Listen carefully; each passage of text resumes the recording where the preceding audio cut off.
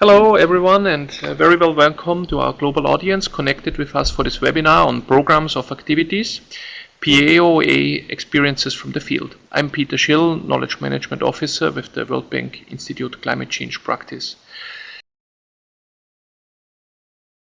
And yes, this webinar is the second in the series PoA and Beyond, Program of Activities and Beyond, which comprises in total 5 webinars until June 2014. And it is organized jointly by UNDP through its MDG Carbon Programme and the World Bank Institute Climate Change Practice in collaboration with the WBICC Institute. Talking about the usefulness of PoAs, we could say that PoAs are a particularly useful approach to address the climate change mitigation challenge from a poverty reduction angle, as, for example, several small-scale rural electrification and household initiatives such as, for example, cook stoves can be included in one PoA. And indeed, the number of PoAs in the pipeline indicates that the approach has indeed the potential to be of particular relevance to contribute to address the development challenges, particularly in least developed countries.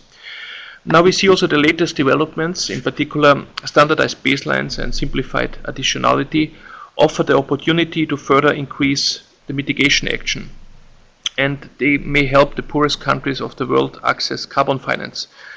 But we still see the process of establishing baselines on a project-by-project basis, and the lack of deep knowledge of the evolving CDM-PoA rules and guidelines have so far hindered scaling up of PoA.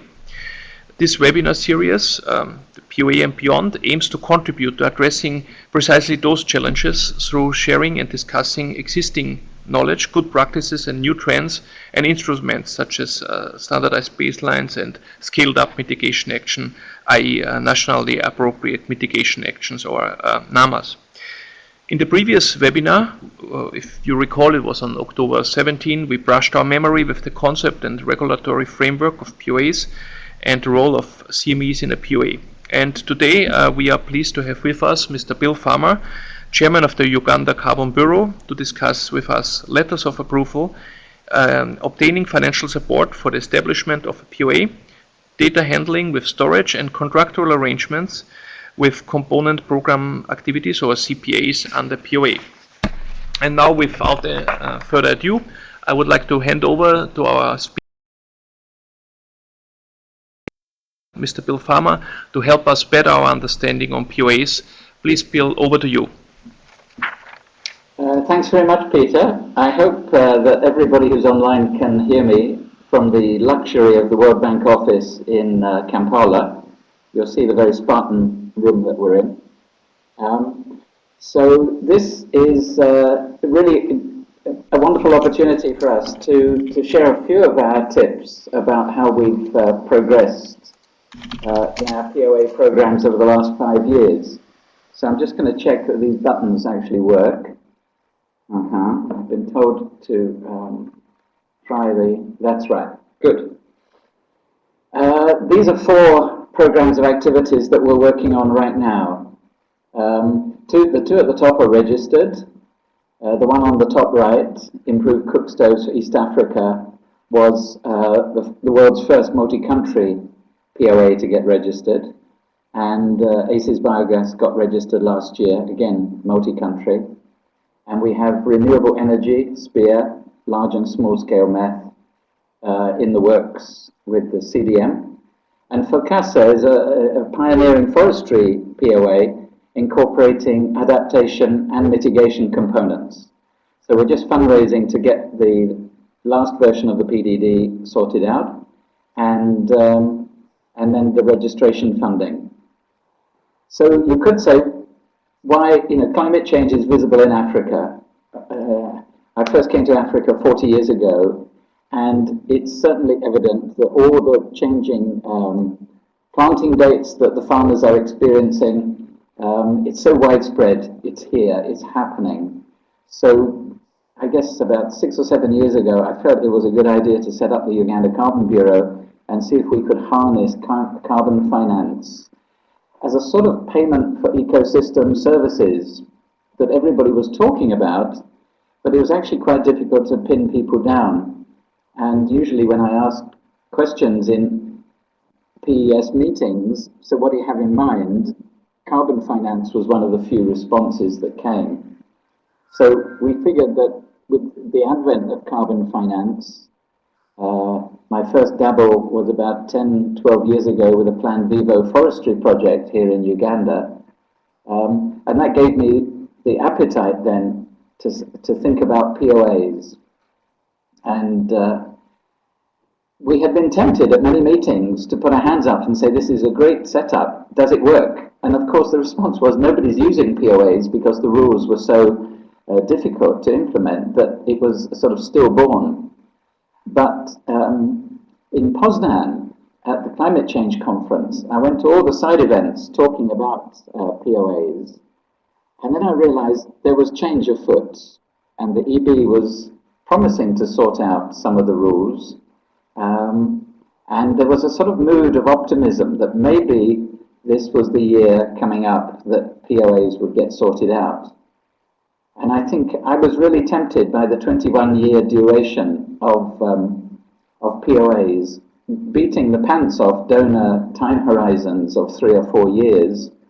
And I'd been involved in budget work in African governments, where you're lucky if you get that year's budget released on time. So suddenly a PoA framework seemed really the way to go. So as I say, at those side events in Poznan, there were a group of us feeling very optimistic, and I guess that was my first brush with the PoA Support Center of KFW that went on afterwards to be one of our biggest supporters. So as I say, we eventually registered ICSIA, Improved Cook Stoves, as the world's first multi-country PoA. And it's great, really, that in comparison to the fact that only 2% of CDM projects are registered in Africa, plus or minus a digit or two, 25% of the registered PoAs are actually on the continent. So that's somehow a big vote of confidence. So let's see if this button works. Amazing, it does. Did we know what we were taking on at the time? Not really. For us at the time of Poznan and then the Carbon Expo that followed, where we got news that some of the rules were being changed, there was really nothing documented about PoAs. How they ran, what you'd have to do to set them up, what you'd have to do to set them up, even on a regional, multi-country basis, was really not a very topical thing. I think with the benefit of hindsight, I would do it all over again, but obviously in a much more slick and efficient fashion. It's been a huge learning experience for us. Would we do it again? Yes. Did we have blind faith in the CDM? I guess we did, because we said to people, well, the UN is backing this.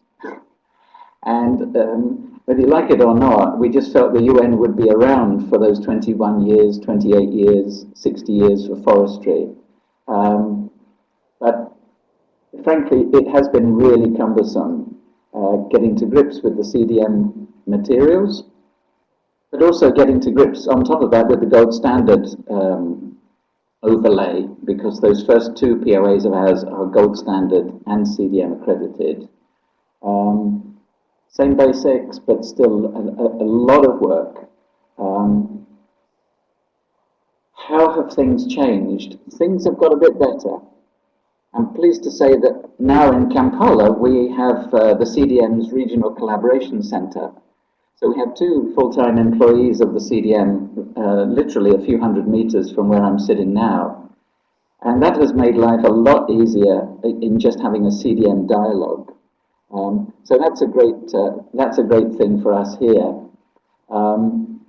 They are provoking changes, we hope, because we're in a constant dialogue saying, this doesn't work, this is frustrating, can you make things a bit easier for us, or a bit more logical?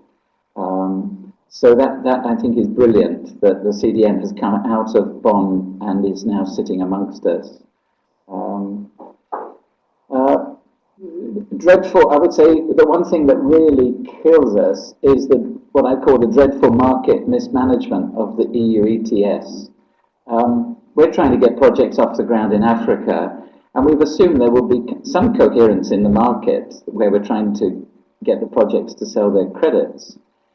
But it's pretty bleak when you look outside the window at standard CER sales prospects, which is one reason right now why we're so keen to accent the more iconic projects that do have a good market in the voluntary, amongst voluntary buyers who appreciate the gold standard and appreciate the fact that fair trade is now talking to the gold standard about adding a sticker, putting their name and brand, which is in effect much more visible than either CDM or gold standard in the voluntary sector. So we're really keen on improving the quality of the credits. One good thing now is that there are plenty of good guides about how to set up PoAs, and also people to talk to, like us, of what our experiences have been. So we're pretty committed to sharing those experiences, which is why I agreed to get roped into Peter's webinar today. Lots of lessons learning to come, but we need more. And we're interested to see if other countries, not just those in the EU ETS, will other countries use least developed countries CERs? That would be a big improvement for us if we saw that there was a bigger market from the compliance side, not just the very thin market for voluntary credits. Oops. So setting up a CME, this is, you can read it for yourself, but this is, we had to make some pioneering choices here. How would we actually set up and structure the CME? Would it trade carbon credits like many do? And we decided against that. We said that we would have a fee-based CME model. People pay to join, and they pay their annual monitoring and verification fee. We call it the tennis club model. You join the tennis club as a one-off inclusion fee, and then you pay the annual subscription. And we made a point of not touching the CERs coming from the member projects. So we've stuck with that, and we think it works fine. Fair trade ethos is all wrapped up in that, and that seems to be gaining currency now with fair trade that we're talking to. We also had faith that the whole PoA structure would be around long enough. A lot of people are skeptical whether the whole carbon market would just collapse overnight. But it is cumbersome, it is getting easier, but as I say, the market it has been one of our real problems. Let me just think, we did stoves first by a process of serendipity, but as it turned out, improved cook stoves with their mobility are certainly, it isn't the easiest place to start cutting your teeth on PoAs. So it gave us a lot to think about, which makes it appear that other PoAs that we're setting up subsequently are a bit easier than the cook stove challenges. So to that extent, we're happy with our choice of how we set up the CME and the fact that we've got 4 on the go right now. Let me just see if that will work. Yeah. Here's how I move to the next slide.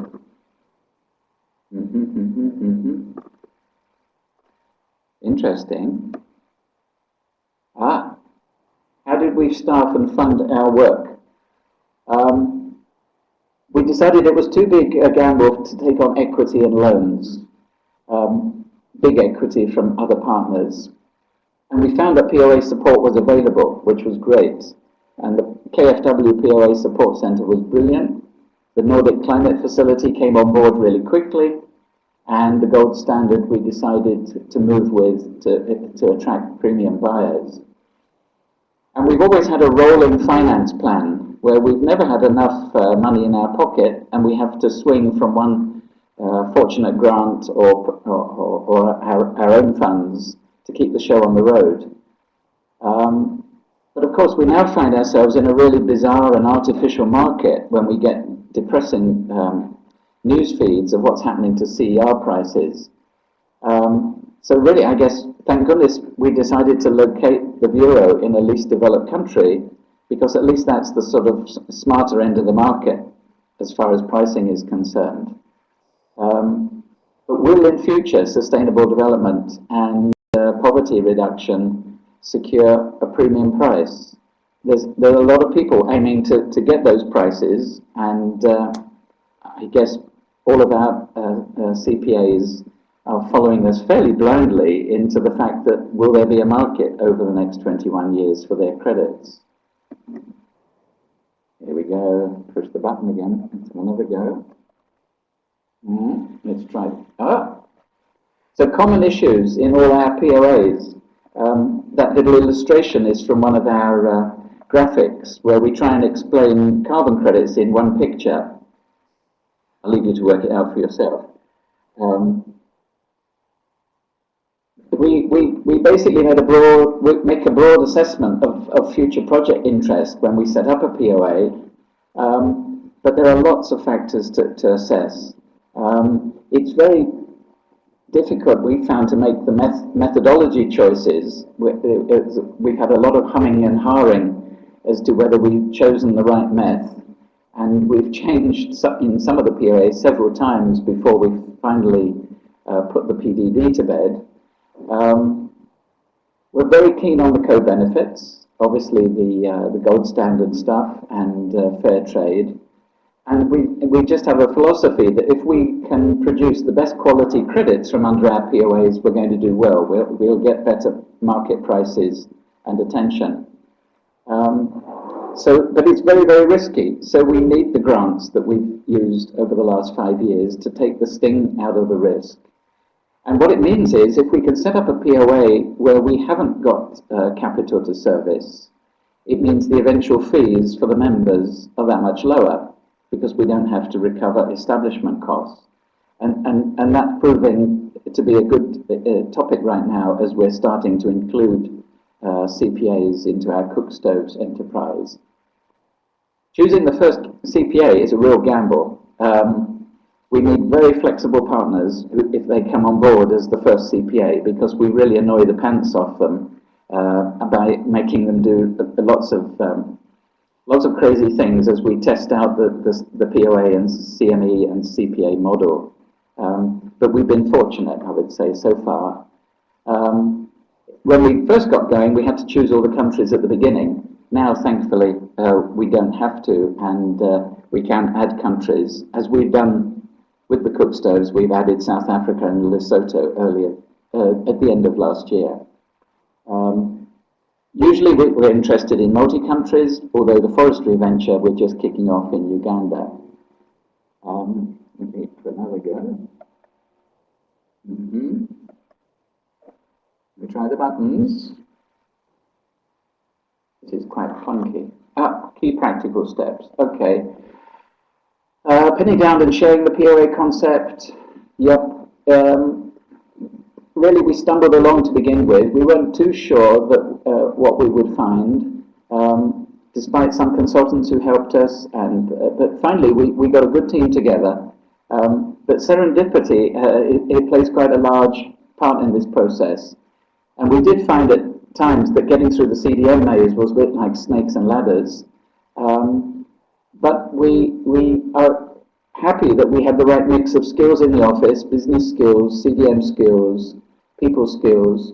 But what we found was everything took 3 times longer than we ever dreamt it would. And some of our donor sponsors thankfully stayed with us throughout this whole process. So patience is a really good thing. And as I say, we really appreciated that our funders were with us for the pioneering experience. So once registered, then what? Then you have to transform your business from being totally focused on EB meetings and CDM rulebooks and all the rest of it. You actually have to address the issue of running a business. And it's a watershed.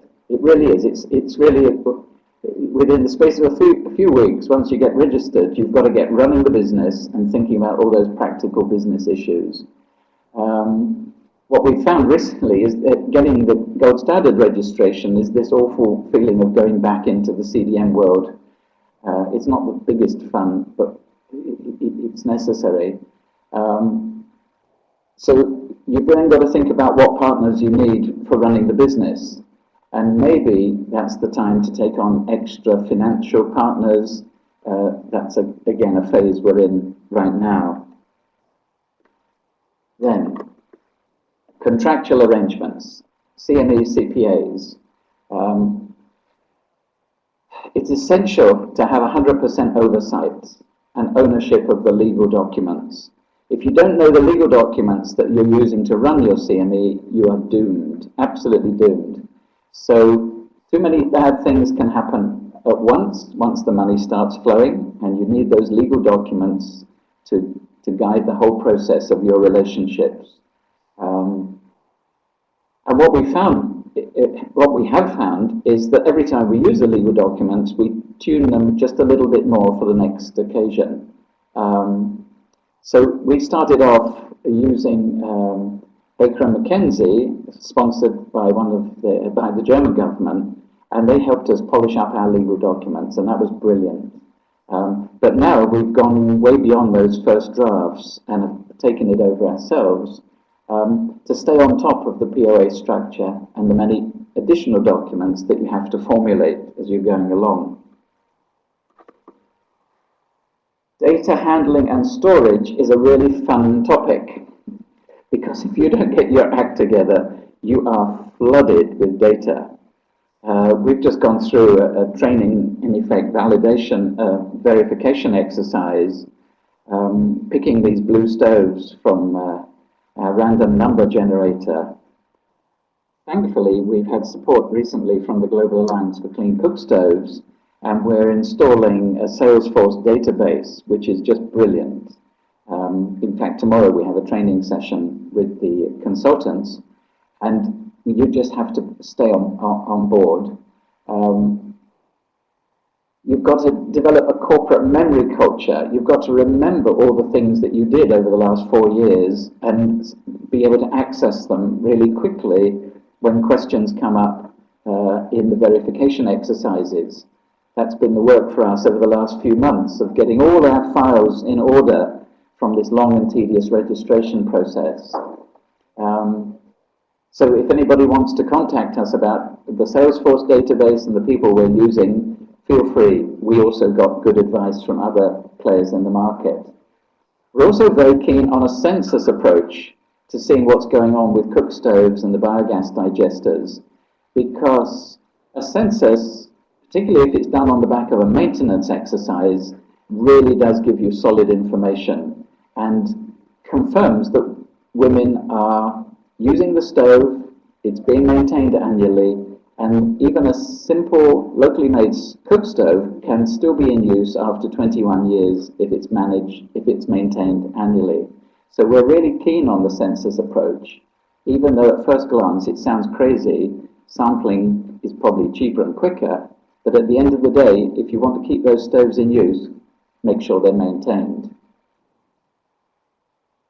Right, get going early with the CPAs and have a plan for what's needed to handle them, because bringing CPAs on board, particularly if they're not linked to your organization, as in our case it's open access, is a long process. Let me push that button. A few more home truths about the data handling and storage, where we found having the whole team involved in this topic, regardless of what your actual job is, means that there's knowledge in depth in the organization. The CME has to keep developing the lead in running the PoA. There's nobody else going to do it for you. Letters of approval, relatively straightforward in a way. You need to keep in good contact with the DNAs, but expect lots of delays. It's not as quick as you think. you've got to write really good country-specific materials to submit to the DNAs so that you meet their exact requirements. You need to visit them on multiple occasions and present your credentials, that you're not just knowledgeable about the CDM, but you actually are of quality and integrity. And as I mentioned earlier, we were the first to, in post-registration changes, to add a couple of extra countries. The LOAs, it's worth putting it in the request at the very earliest opportunity. That's our experience. Financial support. At the outset, it only made sense for us to use grants and sweat equity. And we just felt that taking on debt and financial commitments was just too dodgy for things like PoAs, where nobody had a clue really of how they would pan out.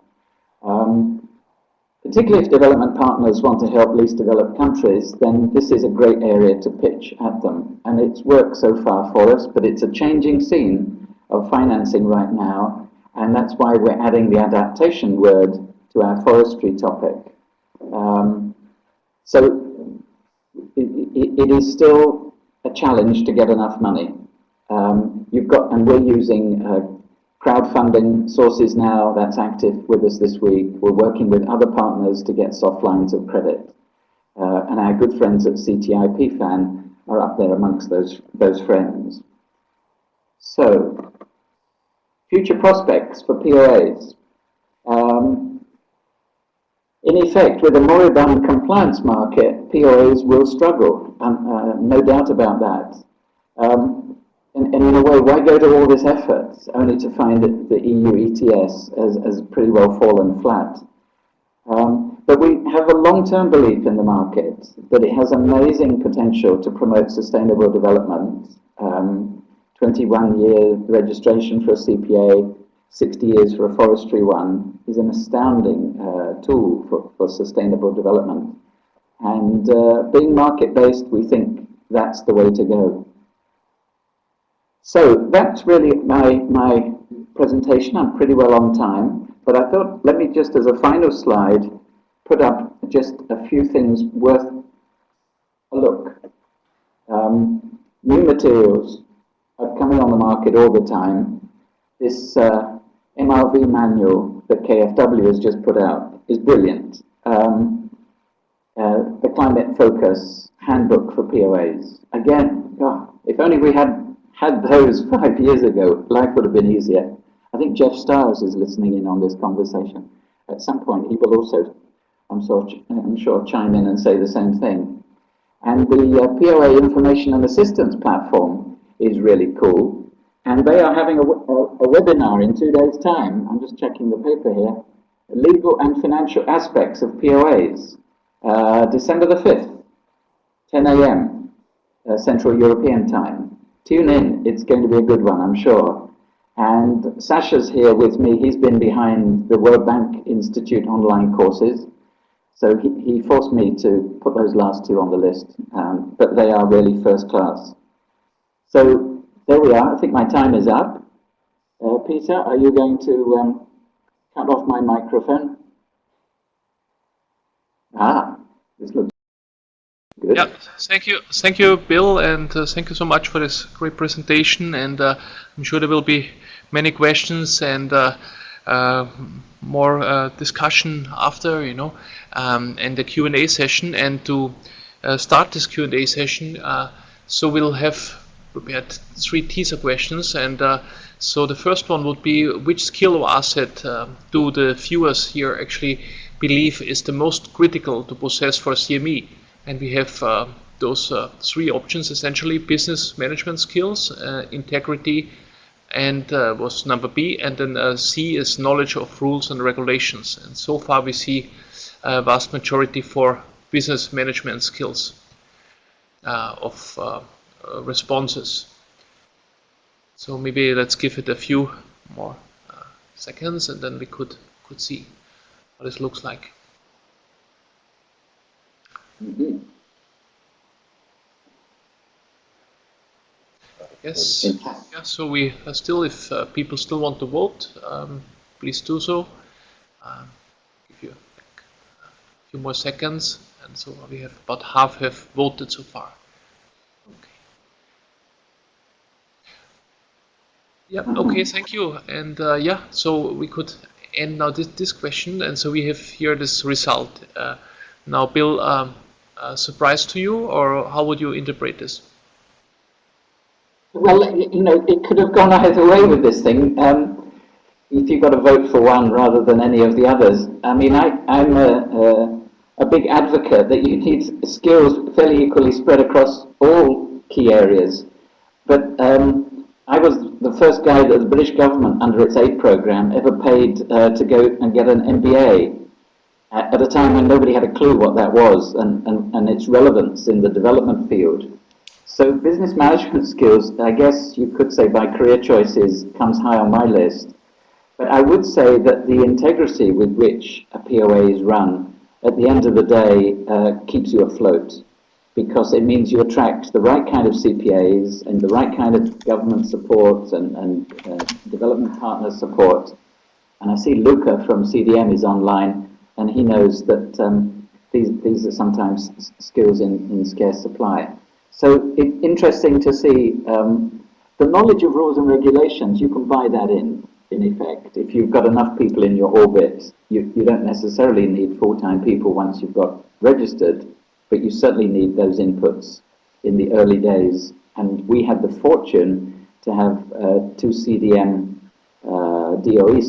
ex-DOE staff members on board, and without them I think we would never have overcome things. So rules and regulations we needed at the beginning, business management skills is what we need now to run the CME.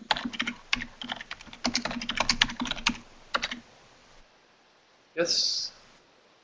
Thank you, yeah. And then we have the second question here prepared, and we see that which barrier is so far the most hindering for the implementation of PoAs? And so we have those three options. It would be financial constraints, lack of deep knowledge of rules and guidelines, and C, network involving public and private sector partners. Please, poll is up.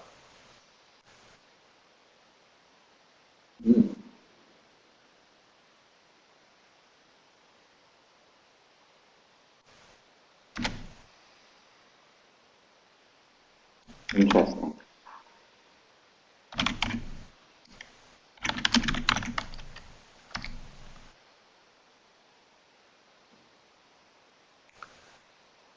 Yeah, and so if there's any more votes, please still keep it open for a little bit. Give everybody a chance to put this in.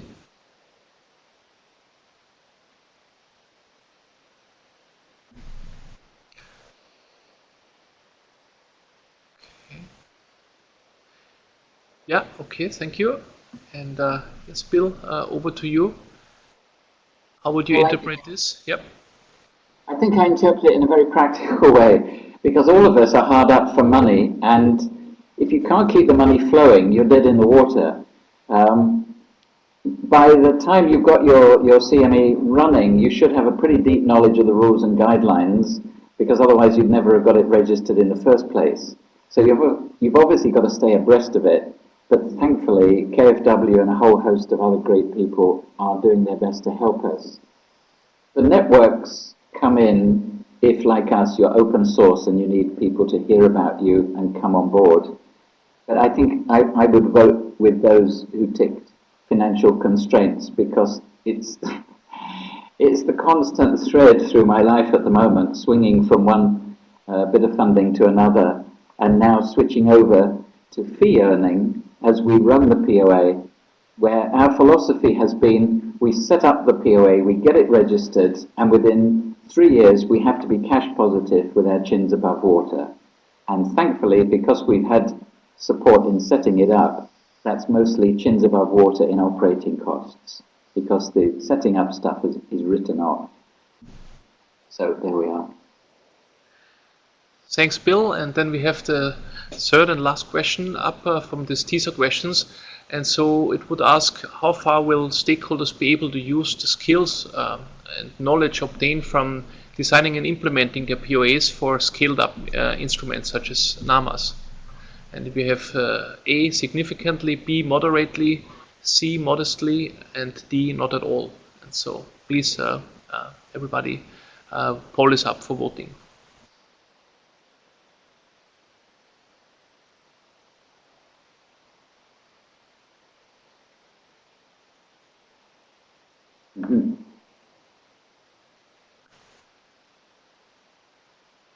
Yeah, so maybe a few more seconds to give everybody a chance to put in his or her vote. So far we have then 28 people responding out of the 45. So yeah, so yes, please. And Bill, so we see that most actually believe that there's a significant help, from PoA for work on other scaled up instruments. Would you please interpret this? Yeah. Well, I think I agreed with that cartoon that came out about 2 years ago that had PoAs seen as the stepping stones across the stream to the world of numbers and what lies beyond. But I confess to being as mystified as most other people as to what numbers really are going to be in terms of grown-up PoAs in a way, or sector-wide PoAs, or national PoAs. The different flavors of numbers are out there. We're obviously interested in the crediting numbers that don't really seem to have put in much of an appearance so far. But I think that the experience that we're getting now of doing countrywide PoAs and region-wide PoAs, it must be valuable experience for anything that goes beyond national boundaries. So the metrics, the management, bringing in staff, sharing what we're doing with people on a national scale through workshops, all of that must be a good investment for whatever the future has in store for us.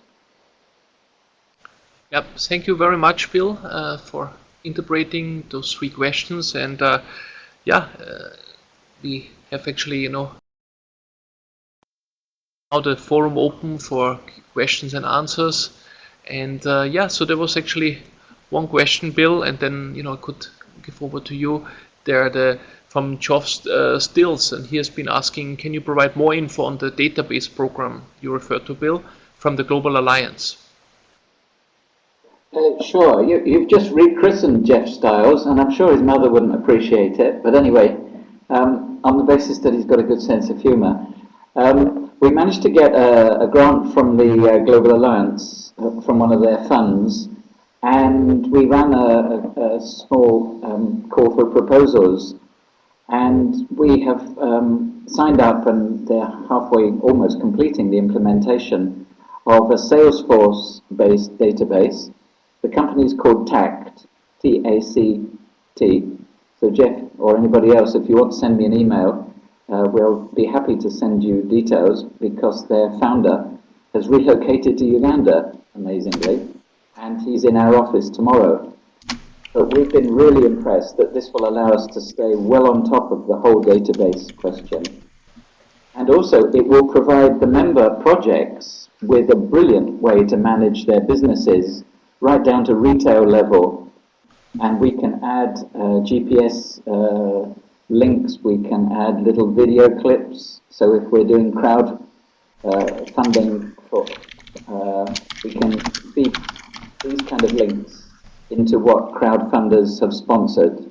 So if somebody has sponsored 10 villagers to get improved cook stoves, we can link them through the database to little video clips or packages of information.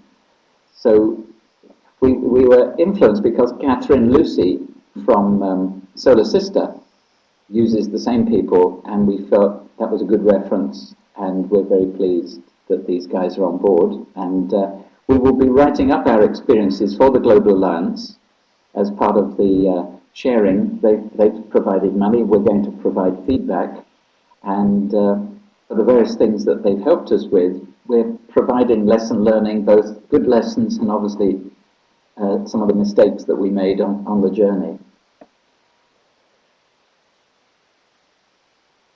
Thank you, Bill. And then yes, we have a couple of questions coming in there.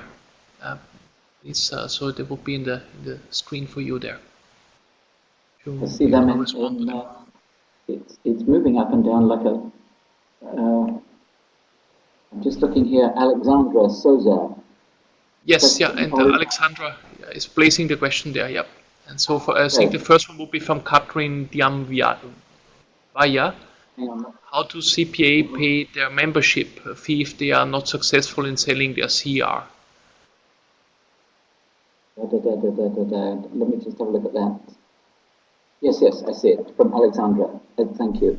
Catherine, question. How do CPAs pay their membership fee if they're not successful in selling their CERs? Well, the CPA first pays an inclusion fee so that we get them actually on board. So that's got to be an article of faith for them. And also for us, after our due diligence exercise, we won't obviously include anybody unless we feel they're strong enough and they're going to have enough carbon credits coming out of their first, second and third year programs. They're not going to have enough to pay their way. So initially they've got to find the inclusion fee. It's probably going to be around $12,000 or so. It depends how we haggle with the DOEs. We're trying to help people raise crowdfunding for that if they're strapped for cash. Then at the end of the year, as they join the verification cycle, they'll have to put up their fee to be included in the verification cycle, because the DOE will want to know that 5, 6, 10 CPAs are being verified on this round. So we expect them obviously to put the cash on the table for that. We're not aiming to be a bank, and it's then up to them to see how the results come in from our monitoring work and what kind of issuance they get. So we as a CME aren't going to take risks on what the individual CPAs end up with their CER earnings, but on the other hand, they get to keep 100% of those CERs, and we will be running a grouped tender, sales tender, if people want to join it on a voluntary basis, or we will support people if they want to go off and do bilateral ERPAs and the like, or in some cases they will have already got a buyer because it was maybe part of their financial closure. So we're a broad church, but to answer Catherine's question, how will they pay their membership fee? Well, they have to join the tennis club and then decide afterwards whether that was a good investment or not. Thank you, Bill. And then we have two questions, if I may group, for finance related. One from Vivek Kumar Singh, and he's asking how to obtain financial support for the establishment of a multi-country PoA. And then a second question related to finance would be if you could please provide more info on how to use or will use crowdfunding. Right. How to obtain financial support for the establishment of a multi-country PoA. You see the colour of my hair, it was dark 5 years ago, and I've gone grey in the period, in effect. You have to try every possible angle to get support for your PoA. There's now a real multiplicity of funders, but I guess it's that much more competitive because there are many more people out there pitching to raise money for PoAs. So there are funds out of the Nordic Climate Facility, KfW, all the multilateral and bilateral agencies, Global Alliance for Clean Cook Stoves. Really, this is where your network comes in and where your integrity and track record kicks in as well.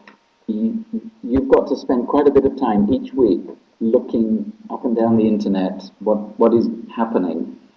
We hope to tie up with the East African Development Bank in a more structured way, because I think the regional development banks are a good source of long-term support for the PoA concept. And in effect, that's why we recommended to the CDM that for their Anglophone Africa Regional Collaboration Centre that the East African Development Bank here in Kampala would be a good partner. Because you can't just live on donor grants, you've actually got to get some structured finance on board once you've got registered. And so I think you can live on grants to start with and your own cash and in smart, but then you do need to run a well-balanced CME that after 2 or 3 years is living on fee income and maybe brings on board some significant financial partners if you want to grow. With crowdfunding, this is a whole new world of finance, but it's exploding. And we've been talking to Kiva here in East Africa, and I was in Singapore recently because we've now become a member of Nexus Carbon for Development, and they had a great panel at their recent meeting with Indian and Southeast Asian equivalents to Kiva. The Kiva guy from Southeast Asia was there. But there's crowdfunding by way of loans, and also there are donations available through similar mechanisms. And so if anybody wants to write to us to get a few tips and links, we'd be happy to respond to your questions. Thank you, Bill. And then we have a question from Thomas Gramming. And if he's asking if staff PoA are so dependent on donor funds, and given that donors compete, is it all about who gets the best local NGOs for stove distribution, or are different stove users, household types, creating NGO specialization? Okay, Thomas, I think you need to get off the ground pretty quickly if you're going to run the PoA.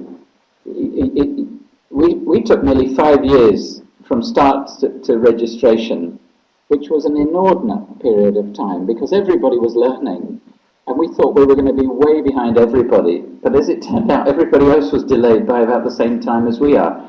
It doesn't take that long any longer. So I think you need a smaller budget to keep your staff team together. You may have to go out and get some impact funding.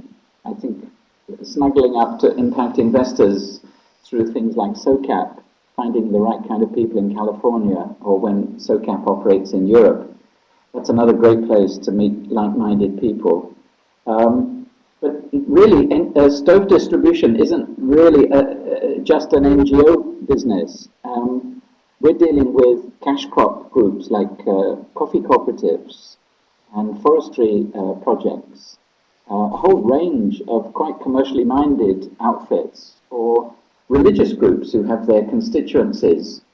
So I think you need to see stove distribution now as a smart business, that people can add it on top of something they're already doing, say with solar product distribution, as just commercial businesses. Because they also recognize the need to maintain the products that they've sent out. And I think many NGOs feel they've done their bit by distributing and forgetting totally about the need to maintain what is there. And if you don't maintain, these things fall apart, you won't get any more carbon credits, and you're doomed, and people lapse back to their old cooking methods. So there are different stoves for different contexts. But I think the thread now is people have got to see themselves running as a stove distribution business, with players like us, the CMEs, seeing ourselves as running a carbon market access service to help those different players. Thanks, Bill. And then we have 2 questions from Yabai Shang. And the first one is, what's the cost of M&E or MRV in terms of percentage of the program? And then a second question from the same user is, how are you successful in reaching donors interested in other co-benefits than carbon reductions? For example, this mentioned health benefits and poverty reduction. Right. We haven't sat down yet. We're not far enough into the monitoring and the verification work to give you rough figures. Because obviously in amongst that is our work of keeping an eye on what the CPAs are up to. A lot will depend on whether they're going for a census-based tracking system, because they're doing maintenance of every single one of the things they distribute, or whether they want to go for the higher risk business of sampling. But sampling doesn't necessarily give you anything more than information on what's out there. And as we found, if stoves are falling apart, you're sampling falling apart stoves. It would have been better to have seen stoves maintained, and our PDD says that a maintenance event, if documented, is evidence of a stove in use. So we're big pushers of maintenance to get your monitoring information, which you can largely get for nothing. If coffee extension workers are visiting households for coffee, they can just as easily put their head round the corner and look at the stove in use and then advise the household to go and get it maintained at the local crossroads. So M&V stuff, we haven't yet got a percentage number of what that will be in our running costs, but I think we may get a shock that it's going to be a lot higher than most people thought it would be. As Thanks. for, sorry, just that last bit, as for appealing to sponsors who are keen on the health benefits and the gender dimension and whatever, the cook stoves have got it all. And so they're very attractive projects if you package them well, but you've got to be alive to the changing environment of what gets sponsored and what doesn't. Thanks, Bill. And then we have a related question to M&E, and it's being asked by Harmke Imming. And the question is the CME management fee part of the M&E fee? That's right, yes. The way we package the inclusion fee, the one-time joining fee, and the way that we package the annual monitoring and verification fee is that it involves our time and our costs, plus those of the DOE. And as I say, it's the tennis club model. Come on board, join the tennis club, and then pay once a year according to the way you want to use the tennis club. And so we see that some people will just want a census type of enumeration for the monitoring, and others want a sampling. And there are pros and cons for both approaches. So we aim to make the fee structure as simple as possible. And I guess part of the setting up a sales tender process for CERs is also to help the individual projects get some faith in the fact that there is a market out there. So that's where we're exploring right now. We have a number of threads out there with potential buyers of the CERs from our cook stoves project, where we obviously aim to do a good marketing job. And another piece of sponsorship that we had from the German government was we commissioned a commercialization study from Casper van der Tak, which is guiding our work on commercialization. So again, just like many of the areas, we took professional advice from specialists in these different fields, legal documents, commercialization, and the database. We don't know it all, but we do know the questions to throw at the experts. Thanks, yeah. And then we have a question from Sasha, and if you could please explain more about the fair trade ethos. We developed our own version of what we thought was fair trade, which was that we aim not to rip people off by grabbing a great slice of their carbon credits up front. We started from the view that, say, with cook stoves, the carbon credits originate with the women who actually create that year's certified emission reduction. And that little graphic that I put in my slides shows how we explain that. And I'm delighted that groups like the Gold Standard and the Global Alliance for Clean Cook Stoves have totally bought into that concept. It's not whoever made the stove that has the carbon asset, it's whoever is using the stove for the year that the auditor will bless with an issuance. So that was the start of our fair trade philosophy, that it's the person using the stove has the right to the carbon credits, and that they should be treated fairly when they sign across those carbon credits to the CPA, and they should know what benefits they get in exchange. So whether it's a cheaper stove, maintenance for life, or some community benefits, that needs to be documented. And that's where we had Baker & McKenzie work with us to really put some cast iron legality to what has been a very, very dodgy and hazy area in the past. And I'm pleased to see that if fair trade comes on board with gold standard, they're likely to take a serious look at that as well. Yep. Thanks, Bill. And then we have a third question from Yabai Chang. And the question now is about the technology and asking about how about stove technology selection. And do you have a stove design team? Feedback from users on stove design or credible testing center? How do you go about that? So under our cook stove PoA, we're completely stove agnostic. We don't have a stove. The people who come and talk to us tell us in the first meeting what stove they've been thinking of purchasing or manufacturing or importing or whatever. Having said that, we then say to them, well, it must pass our water boiling test to show 20% thermal efficiency, or else it's not an improved cook stove. So we've accredited, like here in Uganda, 3 testing centers, and it's up to the applicant CPA to go off with 4 of their stoves and get them tested in accordance with the protocol, and then come back and tell us how they did. Of course, some people fail the test, in which case they've got to go back to the drawing board again. We have enough experience within the team at the moment to make some helpful suggestions, but equally there are very good stove designers in Uganda and elsewhere that we suggest they hook up with. So we don't have, in effect, a technology base within our CME, but we do have a museum of stoves in our office where people have dropped off their examples. And for example, we're dealing with ACE Engineering down in Lesotho that manufacture the Philips stove, well in our orbit right now. Beautiful stainless steel stove, 4 carbon credits a year it's capable of generating. And then we have local manufacturers here in Uganda producing models for the base of the pyramid. But the secret is all of these are ultimately affordable as long as the carbon finance is applied in a good way that recognizes that it's the woman using the stove is the first owner of those carbon credits.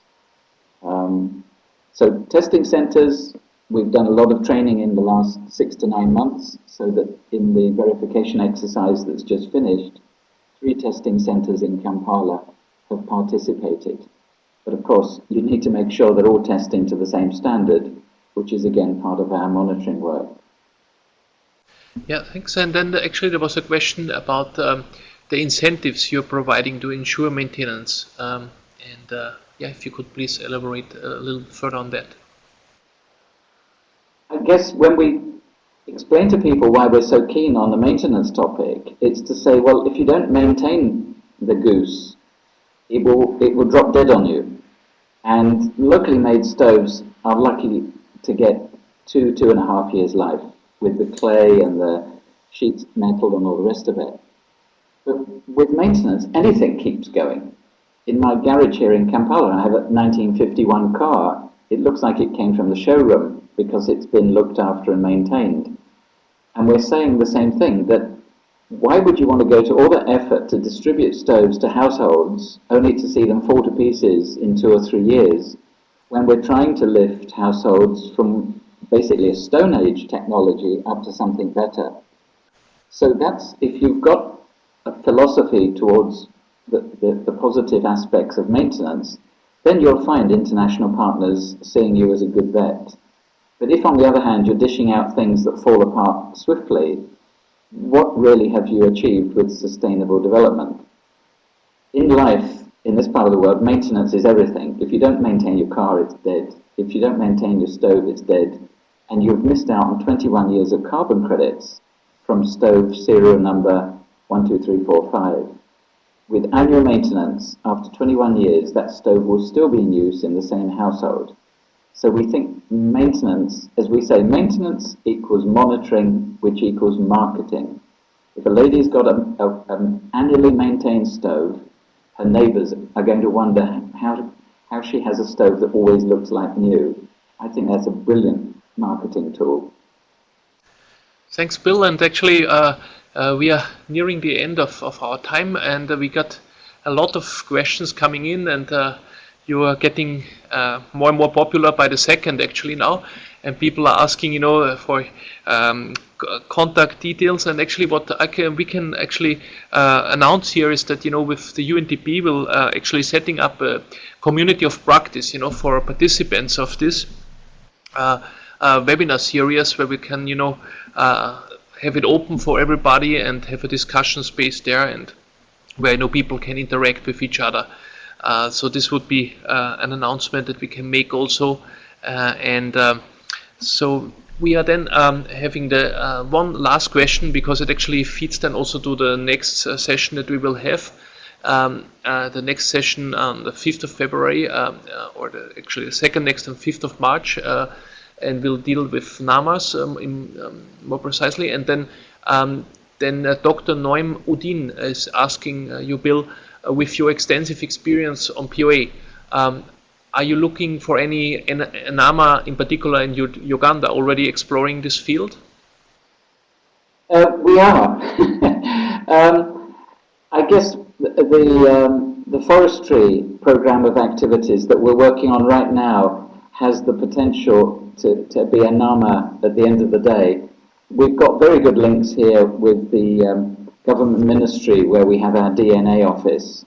In fact, the reason I came to Uganda 14 years ago was to work in that same ministry on the reform of Uganda's forestry sector.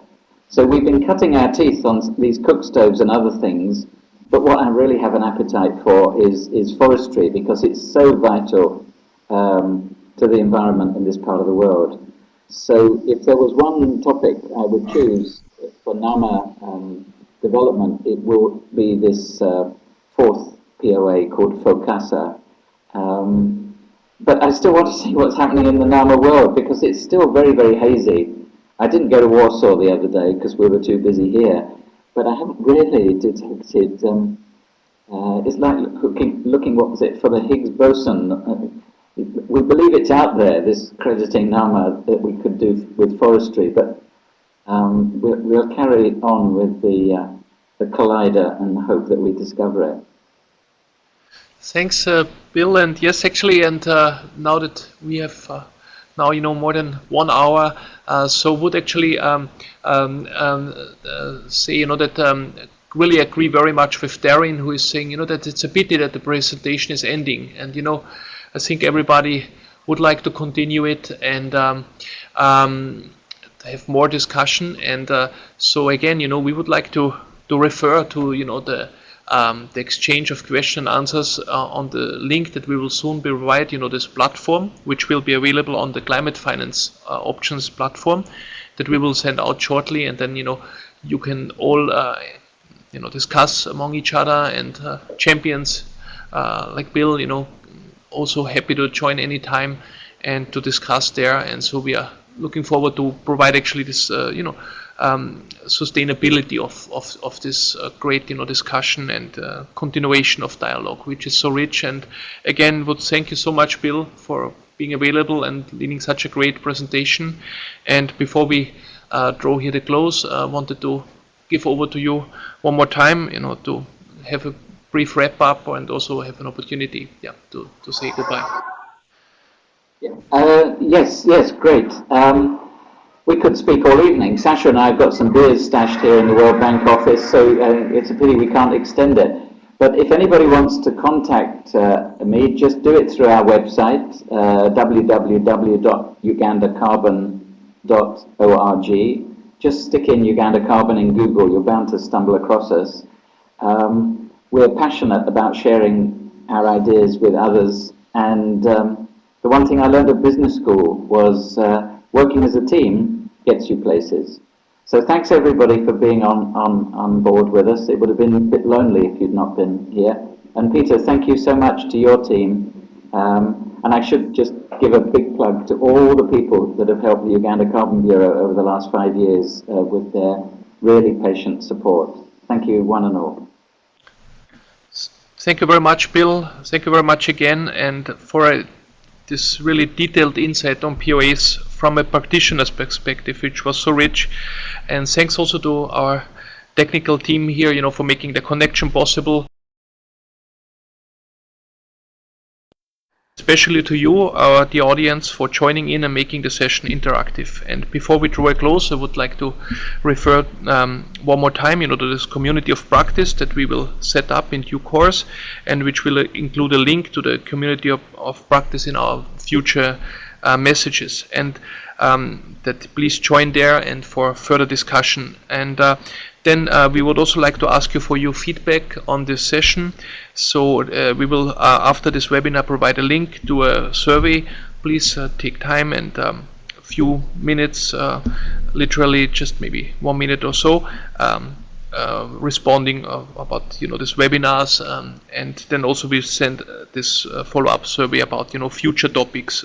So we try to make it as interesting for you as possible in terms of both the format and the topics we are choosing, and we appreciate your input very much. So with that, I would like to thank you again and hope to see you all again on Wednesday, the February the 5th, when we will talk about monitoring and evaluation, respectively monitoring, reporting and verification, which already have been questions also today, where we will talk more about them in this particular session. And so until the next time, thank you very much again and wish you a good day. Goodbye.